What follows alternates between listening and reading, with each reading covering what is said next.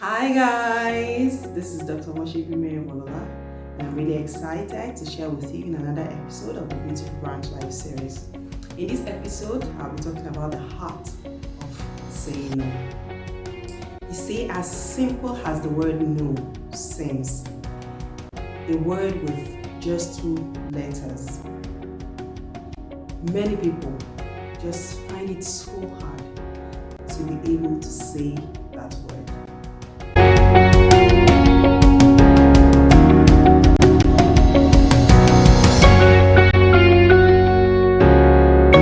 When people ask them for stuff, when people ask them to do certain things for them, they just can't seem to say no.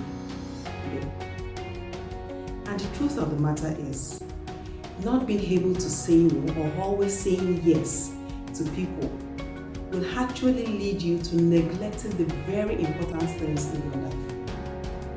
And the fact is, there is so much at stake when you constantly journey on the fast lane of yeses.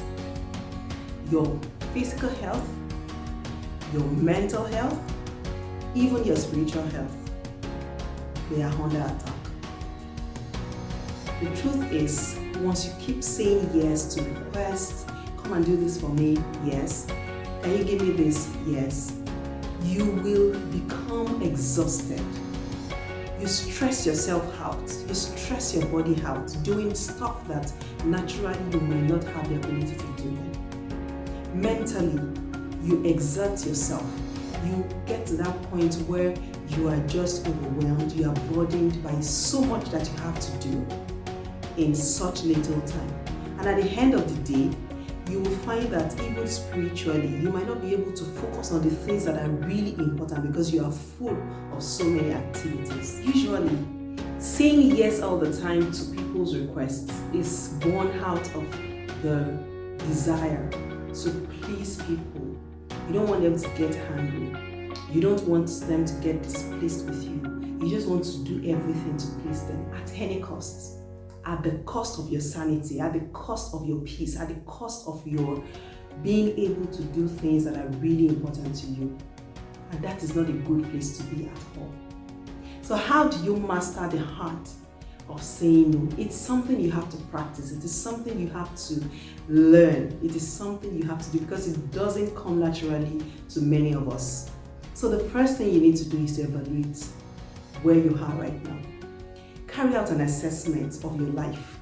What are those things that you keep doing that get you exhausted? What are those things that stress you out? What are those things that you say yes to all the time that is putting you in a tight corner? You need to identify what those things are.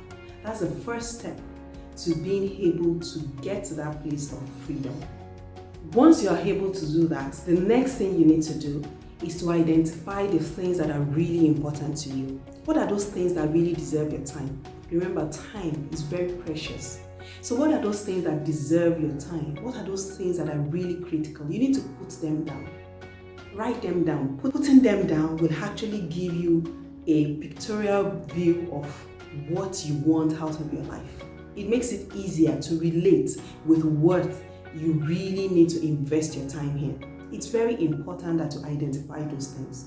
Set them apart from those things that are not very critical. What are those activities that mean the world to you? What are those things that you need to do? What are those things that you need to invest in that are really important, that will add to you? And then the third step is to understand that being able to say no is an act of wisdom. Wisdom is profitable to direct. Saying no is an act of self-love. When you love yourself enough, you will know that there are certain things you need to say no to. There are certain requests you need to say no to. Even the Bible tells us to love our neighbors as ourselves. So how come many of us seem to love other people more than ourselves by just saying yes to everything they ask us to do, when we know that it is not benefiting us? It is not benefiting us mentally. It is not doing us psychologically well. So why are we investing so much time in it? And the fact is, saying yes almost all the time to people's requests, we just put you in a place of resentment towards them because you actually do not want to do those things. You don't feel like doing it, but you feel obliged. You feel obligated to just do it, even though it is not convenient for you. It doesn't make you feel happy. You are sad on the inside, but just to keep face, you say, okay, yes, I'll do it. One element of wisdom when it comes to saying no is realizing the fact that rejection is not the same thing as refusal. If you refuse to do something, it doesn't mean that you have rejected the person. You can decide to do something for that person sometime later. Okay, but refusing to do that thing right now does not mean that you are rejecting the person. And that's why many of us put ourselves in a place of guilt. You feel, wow, I think I rejected this person. You need to be able to differentiate between those two words. Now, the next thing in developing the heart of saying no is being able to buy yourself time.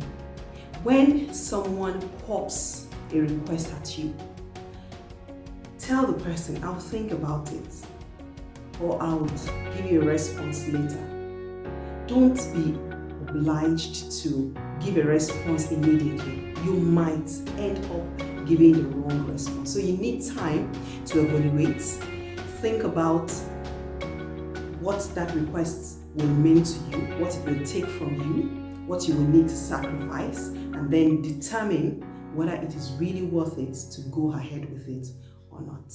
The fifth thing that I will talk about is the fact that you need to learn how to say no in a kind manner. When you say no, say it from a place of love for that person and for yourself. Let there be a balance. Be kind towards the person. Oh, I feel your feelings, but I'm sorry, I can't do this right now. And at the same time, while you're trying to be kind with the way you present your objection, also be very clear about what you mean. Let it be clear to that person that you mean no. Don't say no and then the person is thinking that probably you mean a yes. Finally, keep self-love in view. The fact that you make out time to do something nice for yourself, or that you decide that, okay, this thing does not benefit me and I can't take it right now, it doesn't mean that there's anything wrong with you. It just means that you love yourself, just like God wants you to. Yes, so love yourself. Take out time to do the things that make you happy. Don't do things under compulsion. Don't do things for people when you won't even be happy about it. So it's good to think about yourself. Think about what makes you feel happy. Yes, there's a place of sacrifice, but you shouldn't sacrifice yourself all the time. It's important that you balance your life. And if it's going to make you feel better or convinced about the fact that you need to learn to say no, I need to bring to your attention the fact that even in the Bible, we have the account of God saying no. Yes. David, he told God, he wanted to build God a temple. And God said, no, you're not the one that is going to build this temple for me. And he gave him the reasons. This is the reason you can't do this. Your son can do it. Can we see the difference between refusal and rejection there? God did not reject David. He only refused him doing him that service. So it's just that simple.